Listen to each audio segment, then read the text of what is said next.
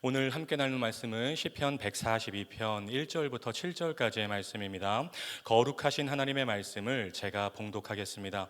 내가 소리내어 여호와께 부르짖으며 소리내어 여호와께 간구하는도다. 내가 내 원통함을 그의 앞에 토로하며 내 우환을 그의 앞에 진술하는도다. 내 영이 내 속에서 상할 때에도 주께서 내 길을 아셨나이다. 내가 가는 길에 그들이 나를 잡으려고 올무를 숨겼나이다. 오른쪽을 살펴보소서. 나를 아는 이도 없고 나의 피난처도 없고 내 영혼을 돌보는 이도 없나이다. 여호와여, 내가 주께 부르짖어 말하기를 주는 나의 피난처시요 살아있는 사람들의 땅에서 나의 분깃이시라 하였나이다. 나의 부르짖음을 들으소서. 나는 심히 비천하나이다. 나를 핍박하는 자들에게서 나를 건지소서. 그들은 나보다 강하니이다. 내 영혼을 옥에서 이끌어내사 주의 이름을 감사하게 하소서. 주께서 나에게 갚아주시리니 의인들이 나를 두루리이다. 아멘. 오늘 선포되는 말씀이 여러분 모두에게 은혜의 말씀이 되기를 주님의 이름으로 축복합니다.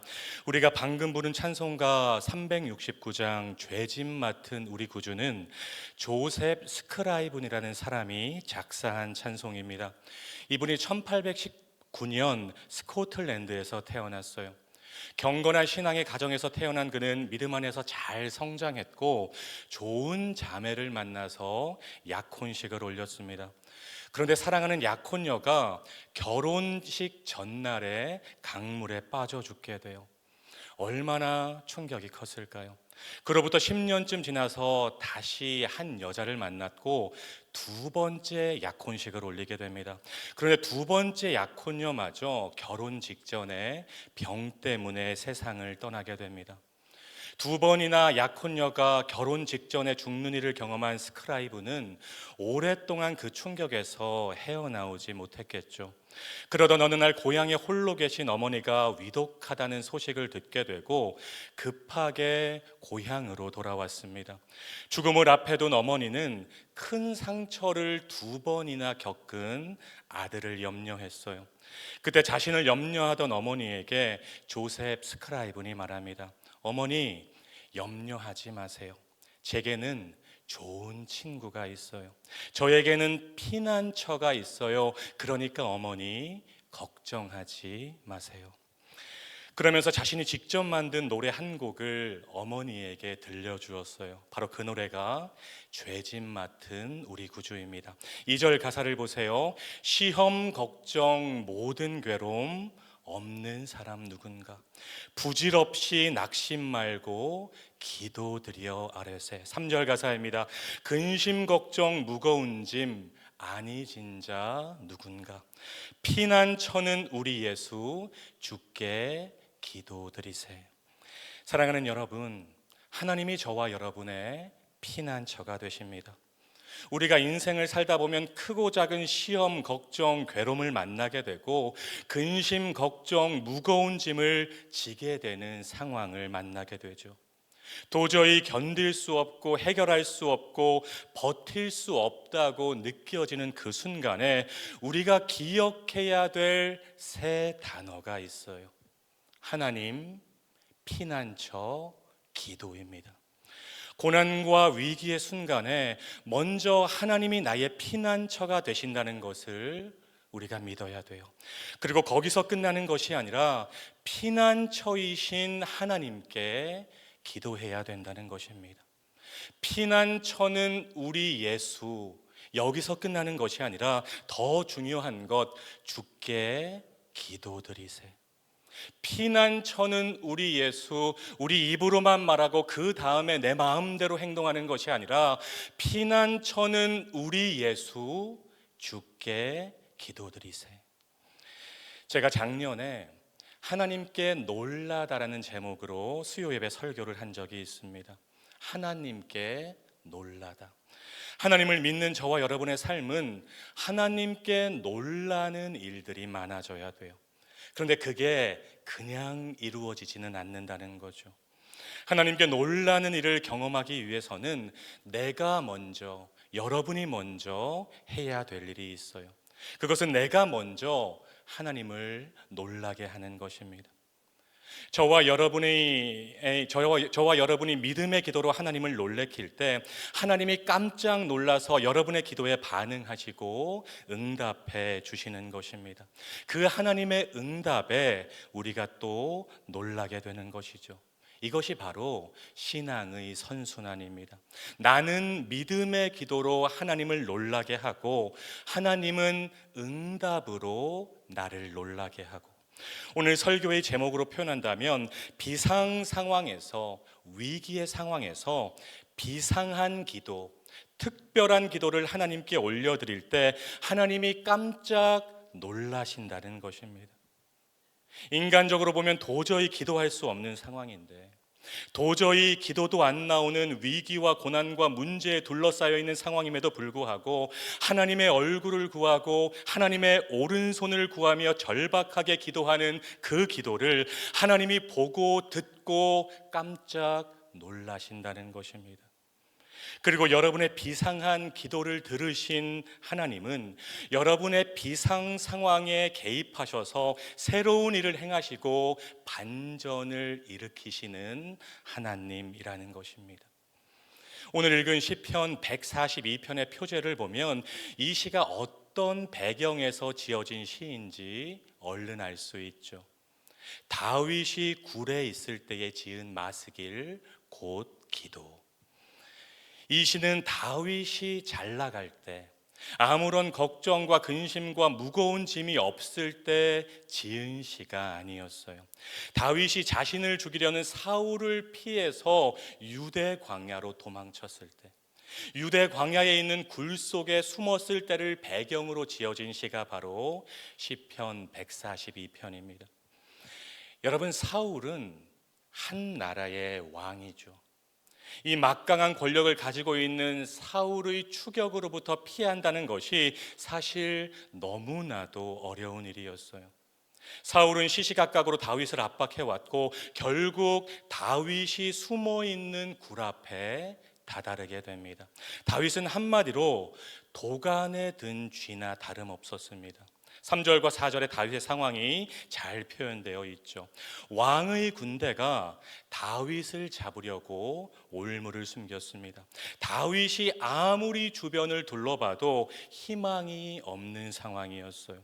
여기를 보고 저기를 봐도, 오른쪽을 보고 왼쪽을 봐도 도대체가 소망이 없는 상황이었습니다. 그런데 우리가 주목할 것은 도간에 든 쥐나 다름없는 비상 상황, 도대체 해답이 없고 이제 발각되는 일만 남은 그런 절체절명의 상황에서 다윗이 어떻게 행동했느냐입니다. 1절을 보면 반복되는 말이 있어요. 여러분 1절을 한번 보세요. 어떤 말이 반복되고 있죠? 소리내어라는 말이 반복되고 있습니다. 내가 소리내어 여호와께 부르짖으며 소리내어 여호와께 간구하는도다. 여러분, 평범하지 않은 기도입니다.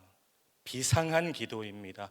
어찌 보면 이해가 안 되는 기도입니다. 굴 속에서 조용하게 쥐 죽은 듯이 있어도 살까 말까인데, 작은 소리도 크게 울릴 수 있는 굴 속에서 다윗이 소리내어 기도하고 있다는 것입니다. 히브리어 원어로 보면 울부짖으며 기도했다는 의미입니다. 여러분, 신앙생활 하면서 이 말 한 번쯤은 들어보셨을 것 같아요. 사방이 막혀 있어도, 동서남북이 막혀 있어도 하나님을 향한 문은, 하늘을 향한 문은 언제나 열려 있습니다. 여러분, 위기와 고난의 상황을 만났을 때 이 말이 여러분 마음속에서 기억나야 돼요. 사방이 막혀 있어도 하나님을 향한 문은 언제나 열려 있어요. 사랑하는 여러분, 이런 다윗의 모습을 보면서 우리가 배워야 되는 것이 있습니다. 비상 상황에서는, 이멀전시, 위급 상황에서는 평범한 기도가 아니라 비상한 기도를 해야 된다는 것입니다. 여러분 한번 생각해 보세요. 정말 죽을 것 같은데 대충 기도할 수 없잖아요. 사방이 막혀 있는 것 같은 상황에서 침묵으로 기도할 수 없잖아요. 내 가정과 자녀들과 사업장과 건강과 신앙의 위기를 만났는데 속삭이면서 기도할 수 없다고요. 삼시세끼 다 챙겨 먹으면서 간절하게 기도한다고 말할 수는 없는 거잖아요. 구하고 찾고 두드려야 돼요. 언제까지 두드려야 돼요? 문이 열릴 때까지 두드려야 돼요. 다윗의 기도는 한마디로 하나님께 생명을 맡기는 기도였습니다.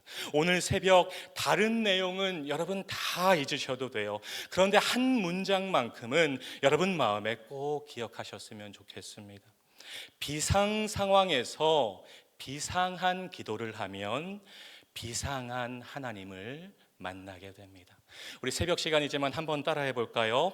비상 상황에서 비상한 기도를 하면 비상한 하나님을 만나게 됩니다. 여러분 믿으시나요? 여러분 비상 상황에서 평범한 기도가 아니라 비상한 기도를 하면 평범하신 하나님이 아니라 비상한 하나님을 만나게 됩니다. 여러분 우리 하나님은 비상하신 하나님이세요. 불가능이 없으신 전능하신 하나님, 어떤 상황에서도 나와 함께 하시는 임마누엘의 하나님, 나를 대신해서 싸워주시는 만군의 여호와 하나님, 나의 삶 속에 개입하셔서 상황을 바꾸시는 반전과 역전의 하나님, 아무리 오른쪽 왼쪽을 둘러봐도 길이 없었는데 웨이메이커, 길을 만드시는 하나님을 만나게 된다는 것입니다.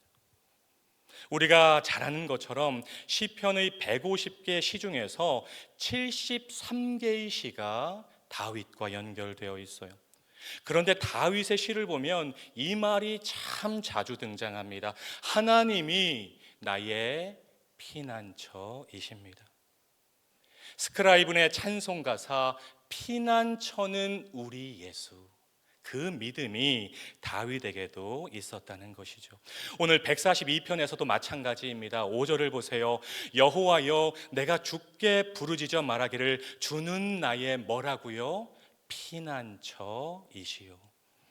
다윗의 피난처는 구석진 굴도 아니고 넓은 인간관계도 아니고 지식이나 돈이나 경험도 아니었고 자신의 전투력도 아니었어요. 다윗의 유일한 피난처는 오직 하나님이셨습니다. 그러니까 자연스럽게 다윗의 다음 스텝이 뭐가 될까요? 피난처는 우리 예수, 그 다음 스텝이요, 주께 기도드리세요. 기도하게 되는 것입니다. 상황이 어렵고 큰 위기의 순간일수록 다윗은 하나님이라는 피난처로 자신을 더욱 맡기고 던졌던 것입니다. 비상 상황을 만나게 되면 더욱더 비상한 기도를 하나님께 올렸던 것입니다. 다윗뿐만이 아니었어요. 성경의 많은 영적인 거장들도 비상 상황에서 비상한 기도를 통해 비상한 하나님을 만났던 사람들이었습니다. 그리고 누구보다 비상한 기도의 모범을 보여주셨던 분이 계시죠. 여러분 누굴까요? 바로 예수님이십니다. 십자가를 앞에 두고 땀방울이 핏방울이 되기까지 겟세마네에서 기도하셨어요. 겟세마네는 히브리어로 갓 슈마님, 올리브 기름을 짜는 틀이라는 뜻입니다. 예수님이 올리브 기름을 짜는 틀이라는 뜻의 겟세마네 동산에서 자신의 마음과 심령을 쥐어짜며 기도하셨다는 것입니다. 그런 예수님의 비상한 기도의 결과로 우리가 하나님의 자녀가 된 것이고, 이렇게 하나님의 존전에 나와서 하나님을 예배하고 하나님께 기도할 수 있는 것입니다. 사랑하는 말씀 삶 공동체 성도 여러분, 오늘 시편 142편을 깊이 묵상하면서 먼저 세 단어를 기억하셨으면 좋겠습니다. 하나님, 피난처, 기도입니다. 그리고 한 문장을 마음에 잘 새기셔야 돼요. 비상 상황에서 비상한 기도를 하면 비상한 하나님을 만나게 됩니다. 인생에서 어떤 큰일을 만나게 되었을 때, 고난을 만났을 때, 비상 상황을 만나게 되었을 때 그냥 멘붕 상태로 계시지 마세요. 여러분 자신을 고난 속에 그냥 방치하지 마세요. 두려움에 떨고만 있지 마시고 부질없이 낙심만 하지 마시고 다윗처럼 비상한 기도를 하나님께 올려드리는 여러분 모두가 되시기를 주님의 이름으로 축복합니다. 피난처는 우리 예수, 주께 기도드리세. 살아계신 하나님이 저와 여러분의 피난처이십니다. 견고한 피난처이신 하나님께 여러분의 근심, 걱정, 무거운 짐을 내어드리고 맡기고 묵묵하게 믿음의 길을 걸어가실 때 반드시 피난처이신 하나님의 응답과 일하심과 보호하심을 경험하게 될 줄로 믿습니다. 비상 상황에서 올려드리는 비상한 기도가 비상한 하나님을 만나게 하는 영적인 원리라는 것을 믿고 하나님께 간절히 기도하심으로 다윗이 경험한 그 하나님을 여러분 모두가 경험하고 간증하는 복된 삶을 사시기를 주님의 이름으로 축원드립니다. 기도하겠습니다. 사랑과 은혜가 풍성하신 하나님, 오늘도 새벽을 깨우게 하시고 하나님의 말씀으로 먹이시고 채우시니 감사와 찬양을 올려드립니다. 시편 142편을 깊이 묵상하면서 먼저 세 단어를 기억하게 하옵소서. 하나님, 피난처, 기도, 그리고 한 문장을 이 시간 마음에 새기게 하옵소서. 비상 상황에서 비상한 기도를 하면 비상한 하나님을 만나게 됩니다. 조셉 스크라이븐의 찬송 가사 피난처는 우리 예수 주께 기도드리세. 이 가사가 우리의 믿음의 고백과 삶이 되게 하옵소서. 그래서 나의 삶을 보호하시고 이끄시는 하나님의 일하심을 경험하게 하옵소서. 예수님의 이름으로 간절히 기도드립니다. 아멘. 계속해서 다음과 같은 기도 제목으로 함께 기도하겠습니다. 지금 들은 말씀이 내 삶으로 이어지게 하옵소서. 동네 세매조 성경 말씀 묵상과 모든 소그룹 동네를 통해 하나님이 예비하신 은혜를 경험하는 말씀 삶 공동체가 되게 하옵소서. 대한민국이 하나님의 정의와 공의가 강물같이 흐르는 나라가 되게 하옵소서. 동안클럽 모든 시니어분들이 겨울방학을 건강하게 잘 보내게 하옵소서. 2026년이 말씀 삶 공동체 모든 성도님들에게 은혜의 해가 되게 하옵소서. 캄보디아의 띄움 쿤티어 양의 치료가 잘 되게 하옵소서. 육체의 질병과 마음의 질병으로 고통받는 지체들을 주님의 손으로 어루만져 주옵소서. 공동 기도문의 기도 제목과 여러분 각자의 기도 제목으로 기도하신 후에 삶의 자리로 나아가겠습니다. 함께 간절히 기도하겠습니다. 참 좋으신 아버지 하나님 감사합니다. 하나님 오늘도 새벽을 깨우게 하여 주시고 하나님의 살아있는 말씀, 운동력 있는 말씀, 활력 있는 말씀으로 저희를 먹이시고 채워주시니 감사와 찬양을 올려드립니다. 하나님 오늘 선포된 말씀 한 귀로 듣고 한 귀로 흘려버리는 말씀이 되지 않게 하여 주시고 우리의 삶으로 연결하고 이어가고 우리의 삶으로 실천하는